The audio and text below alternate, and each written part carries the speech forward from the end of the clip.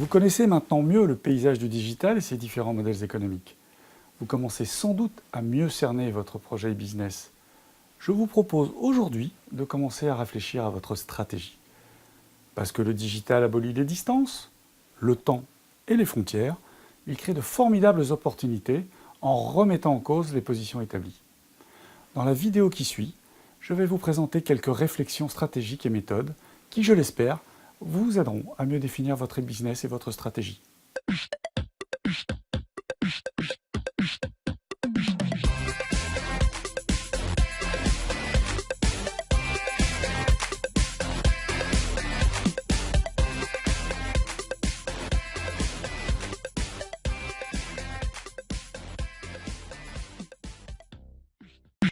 Vous connaissez sans doute la matrice SWOT, dont l'acronyme en anglais signifie Strength, Weakness, Opportunities and Threat, ce qui en bon français signifie force, faiblesse, opportunité et menace. Cette matrice permet de résumer les atouts et aussi les handicaps d'une entreprise ou d'une activité tout en les mettant en perspective avec le contexte des mois ou des années à venir. La matrice va permettre de photographier au présent la situation de l'entreprise et d'imaginer son futur. Le premier bloc, en haut à gauche, est celui où l'on décrit les forces. Dans le deuxième, en haut à droite, on recensera les faiblesses. Ces deux premiers blocs résument le diagnostic que vous pouvez faire aujourd'hui de votre entreprise ou de votre activité. Les deux blocs du bas se remplissent par l'étude de l'environnement de l'entreprise. Ils concerneront les perspectives marché, l'évolution des consommateurs, les éventuelles modifications légales ou réglementaires et les technologies nouvelles qui viendraient en modifier les fondements. Ces deux blocs sont tournés vers l'avenir pour percevoir les menaces, mais aussi avoir une vision plus offensive en décelant de nouvelles opportunités de développement. Depuis quelques années, Internet et le digital ont profondément transformé les modes de consommation, créé de nouveaux marchés, mais aussi de nouvelles menaces. Le digital n'est plus l'apanage de quelques startups, il touche maintenant toutes les activités, au point que l'on parle de transformation digitale. Regardons d'un peu plus près comment la matrice SWOT peut vous aider à réfléchir à l'évolution ou à la création de votre e-business. Dans le bloc des forces, vous pouvez répertorier vos produits, vos services, votre savoir-faire, votre équipe et ses compétences. Mais avec Internet et le digital, il faudra que vous identifiez tout particulièrement des produits ou services que vous pourrez facilement et rapidement faire évoluer pour les vendre au plus grand nombre. C'est ce qu'on appelle la scalability ou en français scalabilité, c'est-à-dire la capacité à redimensionner facilement votre offre et à la délivrer au plus grand nombre. À quoi bon ouvrir un nouveau site internet si vous n'êtes pas capable de gérer ce nouvel afflux de commandes? Passons maintenant aux faiblesses. En e-business, il s'agit le plus souvent d'un manque de moyens. Moyens humains, car vous n'avez pas forcément des équipes compétentes, moyens techniques, vous ne disposez pas d'un site internet ou le vôtre est en train de devenir obsolète, enfin moyens financiers, avez-vous l'argent nécessaire ou allez-vous devoir lever des fonds? Depuis 20 ans, le rythme des innovations s'accélère et de nouvelles menaces peuvent apparaître. D'abord, vos concurrents directs que vous connaissez, mais qui en lançant un nouveau site internet, une application mobile, pourraient vous distancer. Ensuite, des concurrents nouveaux, comme des startups innovantes, qui pourraient proposer à vos clients et consommateurs une alternative plus compétitive que la vôtre. Si vous prenez l'exemple du marché de l'hôtellerie, celui-ci a été complètement bouleversé par le digital. D'abord avec Internet et l'arrivée de sites de réservation, comme Booking ou Hotel.com, qui ont permis aux consommateurs de comparer le prix d'une nuitée et de réserver au meilleur prix. Ensuite, l'arrivée des smartphones et d'applications mobiles permettent aux touristes de géolocaliser l'hôtel le plus proche disposant d'une chambre pour le soir même. Enfin, la start-up californienne Airbnb, créée en 2008, a ouvert le marché de l'hôtellerie aux particuliers. Il est aujourd'hui facile de louer tout ou partie de son appartement ou de sa maison à des touristes pour en tirer un revenu complémentaire. Au niveau mondial, Airbnb a déjà dépassé le cap des 10 millions de nuitées, soit plus que les capacités hôtelières des plus grands groupes. Voilà comment, en quelques années, les hôtels ont vu se multiplier les menaces sur leur modèle économique. Pour vous prévenir des menaces, vous devrez mettre en place une veille active. A contrario, le digital offre de nouvelles opportunités de développement.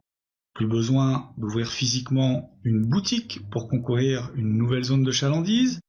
Avec l'e-commerce, votre offre est accessible sur tout le territoire, 24 heures sur 24, 7 jours sur 7, à coût réduit. Pour saisir ces opportunités, vous devez être en éveil.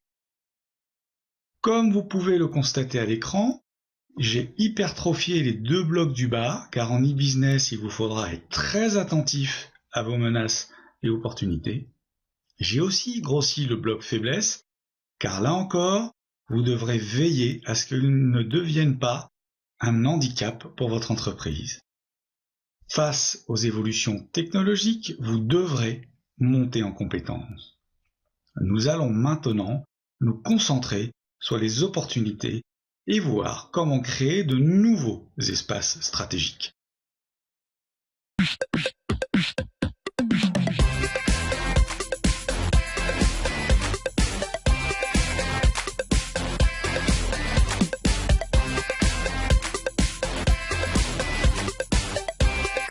Après avoir examiné les stratégies de centaines d'entreprises pendant près de 15 ans, W. Chang Kim et René Mauborgne, deux consultants-chercheurs, ont identifié chez les plus performantes d'entre elles ce qu'ils ont appelé la stratégie Océan Bleu. En 2007, ils ont créé le Blue Ocean Institute à l'INSEAD, qui a pour vocation d'enrichir cette théorie et de la mettre en pratique auprès des entreprises. L'océan rouge est l'approche stratégique traditionnelle lorsqu'on veut pénétrer un marché. La demande est clairement identifiée, les profils des consommateurs et clients sont connus et les concurrents sont déjà bien installés. Gagner des parts de marché, la lutte sera sanglante. C'est pour cela que l'on parle d'océan rouge, rouge comme le sang. Dans cette stratégie classique, la société limite sa réflexion et sa compétition aux marchés existants. Son objectif est de battre son concurrent en exploitant une demande qui existe et pour séduire les consommateurs, l'offre devra être performante, soit en valeur par la qualité du produit ou du service proposé, soit par un prix très compétitif permettant de séduire les clients de la concurrence. Pour cela, il faudra donc déjà pouvoir s'aligner et dépasser les performances de ses concurrents, tant en qualité qu'en coût. Dans une stratégie Océan Rouge, vous subissez les règles du jeu qui ont été fixées au préalable par les acteurs déjà présents sur ce marché. Le digital a créé une hyper-concurrence en permettant de comparer en un clic les produits et les prix.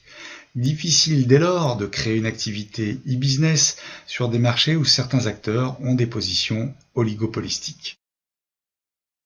Ainsi, si vous avez l'intention de créer une activité e-commerce de vente de chaussures, vous devrez affronter des sites internet puissants comme Sarenza, Zalando ou Spartoo qui proposent déjà des prix très compétitifs avec une grande qualité de service. Sauf à avoir de gros moyens financiers, la lutte risque d'être inégale et sanglante. Par opposition, on qualifie d'océan bleu des stratégies basées sur l'innovation qui vont permettre la création de marchés totalement nouveaux. Des marchés sans compétiteurs, du moins dans un premier temps. Si l'offre est réellement innovante, toute compétition deviendra même inutile. Le produit ou service est incomparable. L'entreprise capte une demande nouvelle et c'est elle qui fixe les règles.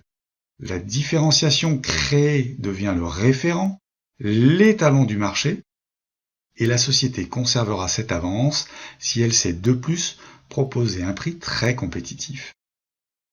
Lorsqu'en 2002, Marc Simoncini lance Mythic, le premier site de rencontre sur Internet, il a alors compris que le web pourrait faciliter les rencontres amoureuses. Il n'a pas cherché à créer une activité sur le marché des agences matrimoniales, mais il a eu la vision d'hommes et de femmes qui seraient prêts à payer un abonnement avec l'espoir de trouver sur Internet leur partenaire pour une nuit ou pour la vie. 2 ans après son lancement, Mythic rentre en bourse et il faudra plusieurs années avant qu'il soit réellement concurrencé. Le Blue Ocean Institute a développé une méthode qui aide pas à pas à élaborer une stratégie océan bleu. Mais ce n'est pas l'objet de la séance d'aujourd'hui. J'ai néanmoins résumé pour vous les 6 principes à respecter si vous souhaitez en bâtir une. Tout d'abord, dans la formulation de la stratégie. Veillez à bien redessiner les frontières entre les marchés qui vous intéressent. Comme Marc Simoncini avec Mythic, ayez une vision de l'activité plutôt que des chiffres. Surtout, visez au-delà de la demande existante. Il faudra ensuite maîtriser et vérifier la séquence stratégique. Le produit que vous avez imaginé est-il réellement utile pour l'acheteur? Son prix est-il acceptable par les nouveaux consommateurs que vous avez identifiés? Le coût est-il maîtrisé tout en vous permettant d'assurer votre rentabilité? Quels obstacles pourraient se dresser dans la commercialisation de votre produit? Si à chacune de ces questions la réponse est négative, il vous faudra vous remettre à l'ouvrage. Viendra ensuite le temps de l'exécution. Si votre activité est déjà en place, vous devrez très certainement affronter des blocages en interne, car vos équipes devront sortir de leur zone de confort. Pour que votre stratégie océan bleu soit une réussite, il faudra dès l'origine penser à son exécution pour impliquer et motiver non seulement vos équipes, mais aussi toutes les parties prenantes.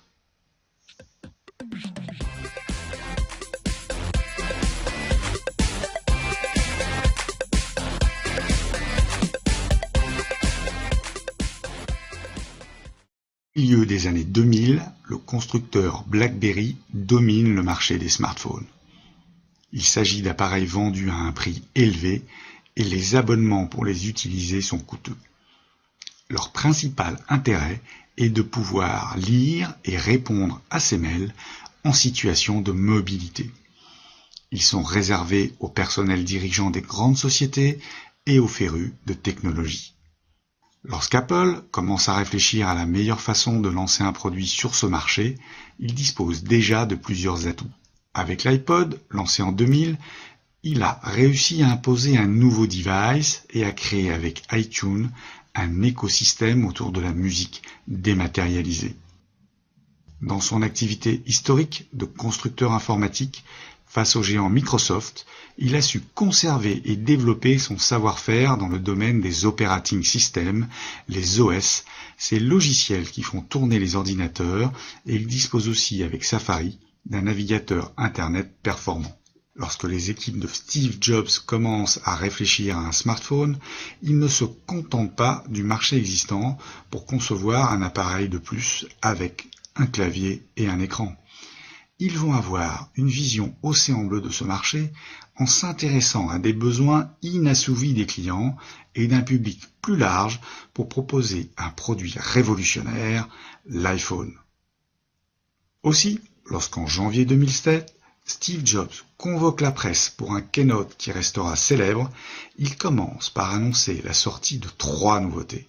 Un téléphone, un nouvel iPod et un appareil permettant de naviguer sur Internet avant de révéler au public qu'il s'agit d'un seul et même produit, l'iPhone.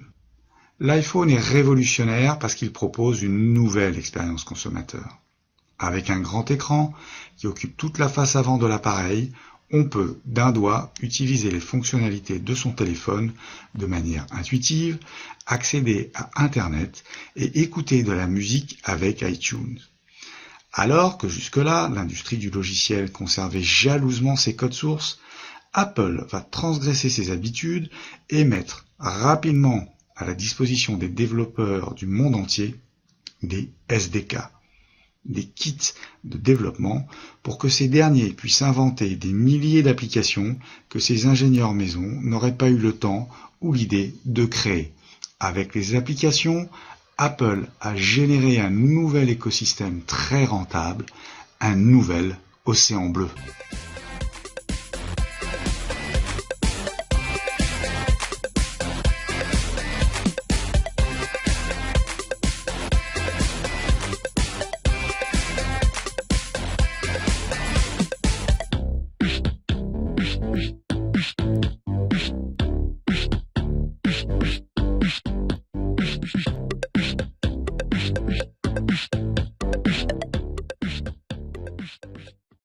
Ensemble, nous avons vu la réflexion stratégique que vous devez mener pour définir votre projet et sa stratégie. Je vous propose de synthétiser votre réflexion dans un document de référence qui résumera votre idée, votre marché, votre cible, votre produit et votre modèle économique.